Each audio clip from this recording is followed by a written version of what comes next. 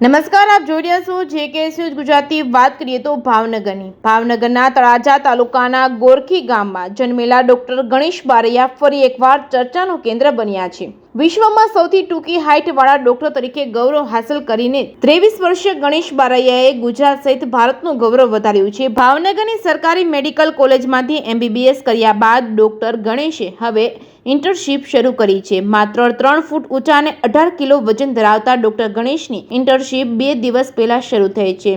Doctor ગણેશની internship આગામી 1 વર્ષમાં એટલે કે માર્ચ 2025માં પૂર્ણ થશે. ડોક્ટર ગણેશે નીટ અને PG 2025ની પરીક્ષા આપીને દવા, બાળરોગ, ત્વચારોગ વિજ્ઞાનની અથવા તો મનોચિકિત્સાના ક્ષેત્રમાં અભ્યાસ કરવાનું લક્ષ્ય રાખીને આગળ વધી રહ્યા છે. MBBS પૂર્ણ કર્યા બાદ ઇન્ટર્નશીપ કરી રહેલા ડોક્ટર ગણેશે ખાસ વાતચીતમાં જણાવ્યું હતું કે ઇન્ટર્નશીપ બાદ નીટ અને PG 2025ની પરીક્ષા આપ્યા બાદ તેમણે મેડિસિન, પેડિયાટ્રિક્સ તેમજ ડર્મેટોલોજી તેમજ સાયક્રિયાટિન ના ક્ષેત્રમાં આગળ અભ્યાસ કરવાનો છે. ડોક્ટર બનવાની આ સફરમાં ગણેશને શાળાના ડાયરેક્ટર તેમજ મેડિકલ કોલેજના ડીન તેમજ પ્રોફેસર સહિતના મિત્રોનો ઘણો સહયોગ મળી રહ્યો છે.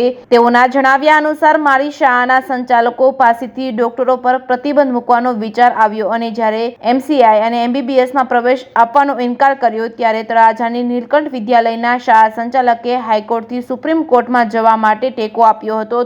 3 ફૂટની ઊંચાઈના કારણે MBBSમાં એડમિશન આપવાનો ઇનકાર કર્યો હતો. સુપ્રીમ કોર્ટે ખોલ્યો સપનાનો દરવાજો. ડોક્ટર ગણેશ મેડિસિન પ્રેક્ટિસ કરવા માટે વર્ષ 2018માં 12માં સાયન્સ માટે નીટમાં સફળ થયો હતો, પરંતુ તેની ઓછી ઊંચાઈના કારણે MCI દ્વારા તેને મેડિકલમાં પ્રવેશ આપવાનો ઇનકાર કરવામાં આવ્યો હતો.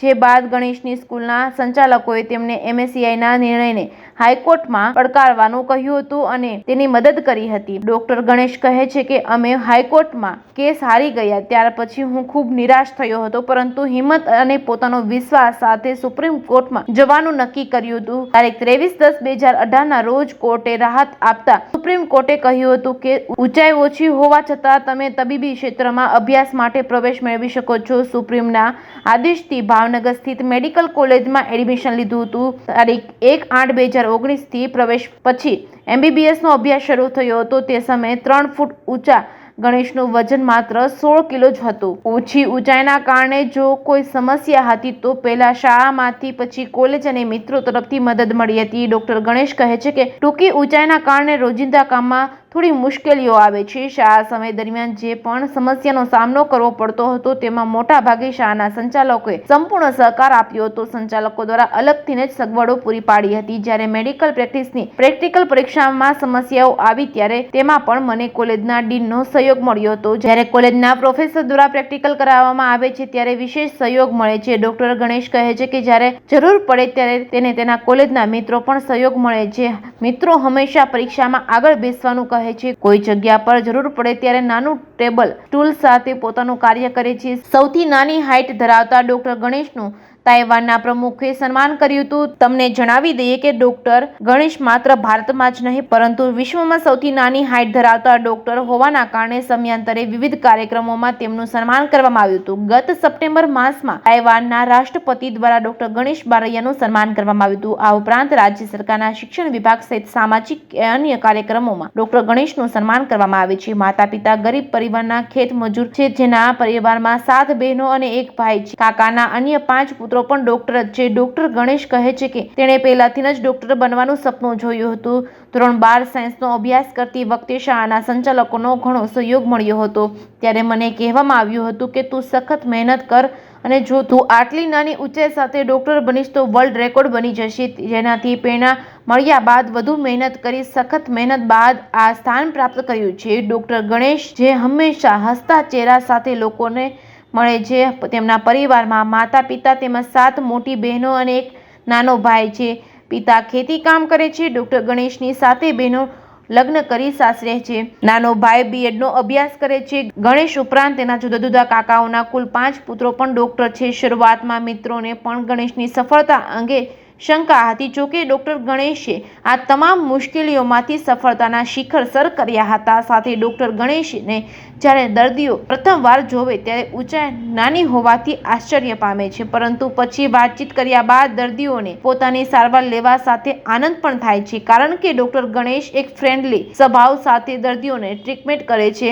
હાલ તો તે અન્ય તેમના જેવા શારીરિક અને વિકલાંગ લોકોને પ્રેરણા અને ઉદાહરણ પૂરું પાડે છે અને તમારામાં રહેલી શક્તિ અને ટેલેન્ટ કોઈ પણ પ્રકારની ખોટ ખાપણને નડતું નથી। બસ મનમાં વિશ્વાસ અને પોતાના પર ભરોસો રાખી આગળ વધશો તો હંમેશા સફળતા મળશે। શું છે ડોક્ટર ગણેશની સંઘર્ષની કહાની, જુઓ આ વિડીયોમાં। मेरा नाम बारिया गणेश विठलभाई है। मैं हाल ही भावनगर गवर्नमेंट मेडिकल कॉलेज और सर्टी हॉस्पिटल में as a intern doctor working कर रहा हूँ। सर आपकी जर्नी कैसे रही एमबीबीएस तक की? जी, मेरी एमबीबीएस की जर्नी की बात करूँ तो मेरा 1 अगस्त 2018 को मेरा एमबीबीएस में एडमिशन हुआ और एमबीबीएस की जर्नी बहुत टफ रही मेरे लिए, क्योंकि मैं गुजराती मीडियम से हूँ और एमबीबीएस की स्टडी इंग्लिश मीडियम में रहती है, तो मेरे लैंग्वेज प्रॉब्लम बहुत ज़्यादा रही। लेकिन धीरे धीरे मैं समझता गया और मैंने ऐसे ही अपना एमबीबीएस कंप्लीट किया और हाल ही फरवरी 2024 में मैंने एमबीबीएस कंप्लीट किया है। सर एडमिशन में दिक्कत हुई थी कुछ? जी, जब मैंने 12th पास किया तो उसके बाद आने वाली नीट की एग्ज़ाम, एमबीबीएस में एडमिशन लेने वाली की एग्ज़ाम मैंने पास की और मैं फिजिकल हैंडीकैप कैटेगरी से बिलोंग करता हूँ, तो एमसीए कमेटी द्वारा मुझे रिजेक्ट किया गया कि ये 3 फीट की हाइट की वजह से तुम इमरजेंसी हैंडल नहीं कर सकते, इसलिए एमसीए द्वारा मुझे एडमिशन देने से मना कर दिया। फिर मैंने अपने प्रिंसिपल से बात की, दलपत भाई कातरिया और रेवती सरवैया ने, तो उन्होंने डिसाइड किया कि हम हाईकोर्ट में केस दाखिल करेंगे और पूछेंगे कि किस वजह से ऐसा कुछ हो सकता है क्या। तो हमने हाईकोर्ट में केस दाखिल किया। हाईकोर्ट में 2 महीने के बाद हम केस हार गए। फिर उन्होंने सुप्रीम कोर्ट में जाने का निर्णय लिया और सुप्रीम कोर्ट में 22 अक्टूबर 2018 को सुप्रीम कोर्ट से ऑर्डर आया कि आपको एमबीबीएस में एडमिशन मिल सकता है, आपको कोई नहीं रोक सकता।